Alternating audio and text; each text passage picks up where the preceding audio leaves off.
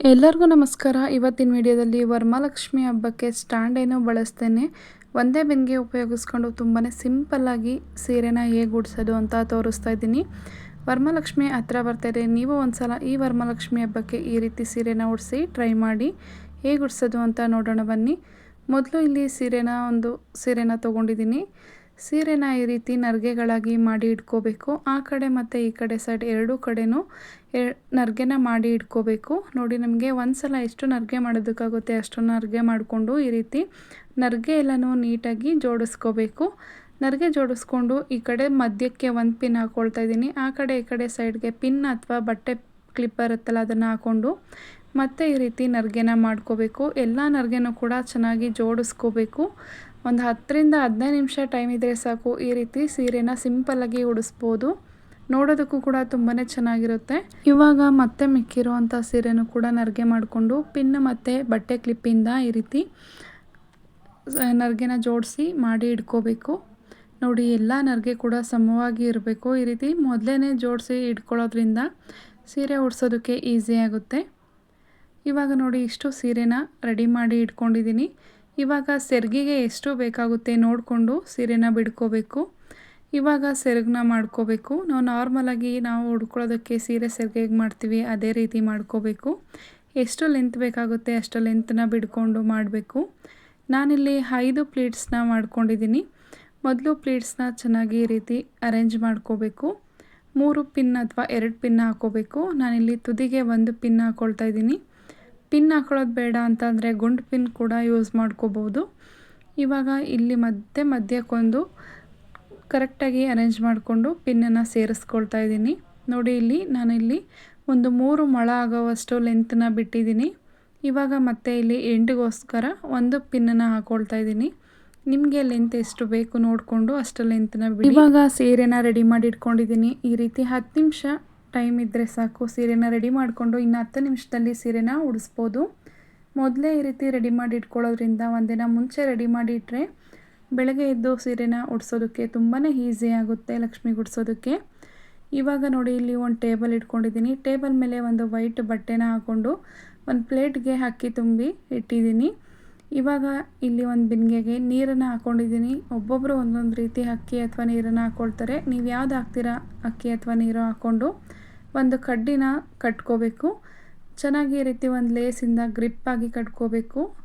ಇವಾಗ ಒಂದು ಬಿಂದಿಗೆಗೆ ಕಟ್ಕೊಂಡು ಆದಮೇಲೆ ಒಂದೇ ಬಿಂದಿಗೆ ಯೂಸ್ ಮಾಡಿ ಉಡಿಸ್ತಾ ಇರೋದು ಲಕ್ಷ್ಮಿಗೆ ಸೀರೆನ.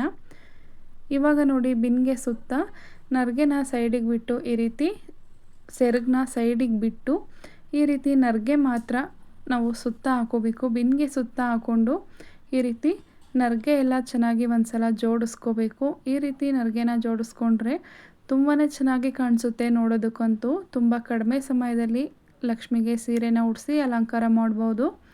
ಇವಾಗ ನೋಡಿ, ಎರಡೂ ಕಡೆನೂ ನರ್ಗೆನ ರೆಡಿ ಮಾಡಿಕೊಂಡು ಈ ರೀತಿ ಸುತ್ತ ಹಿಡ್ಕೋಬೇಕು.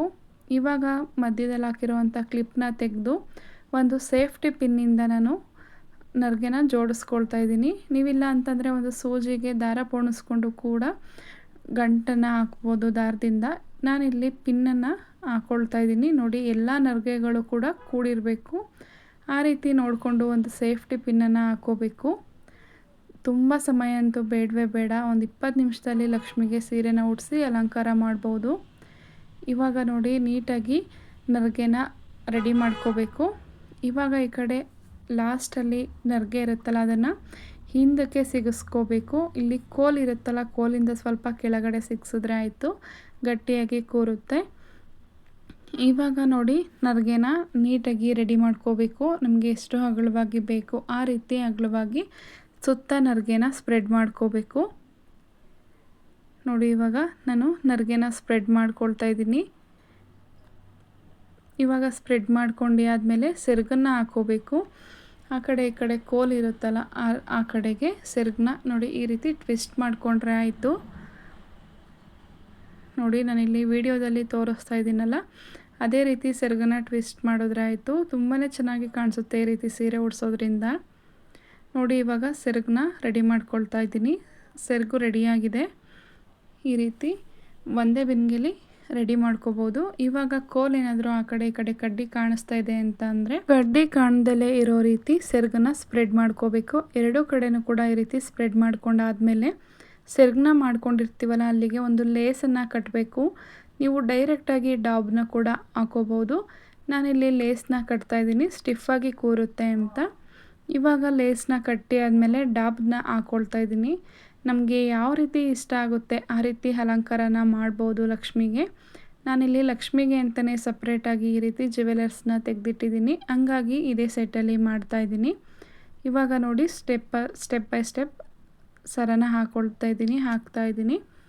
ನಾನಿಲ್ಲಿ 2 ಸರನ ಹಾಕ್ಕೊಳ್ತಾ ಇದ್ದೀನಿ. ಸ್ವಲ್ಪ ಲಾಂಗ್ ಇರೋದೊಂದು, ಸ್ವಲ್ಪ ಶಾರ್ಟ್ ಇರೋದೊಂದು. ಈ ರೀತಿ ನಮಗೆ ಯಾವ ರೀತಿ ಇಷ್ಟ ಆಗುತ್ತೆ, ಯಾವ ರೀತಿ ಜ್ಯುವೆಲರ್ಸ್ ಬೇಕೋ ಆ ರೀತಿ ಅಲಂಕಾರ ಮಾಡಿಕೊಂಡ್ರೆ ಆಯಿತು.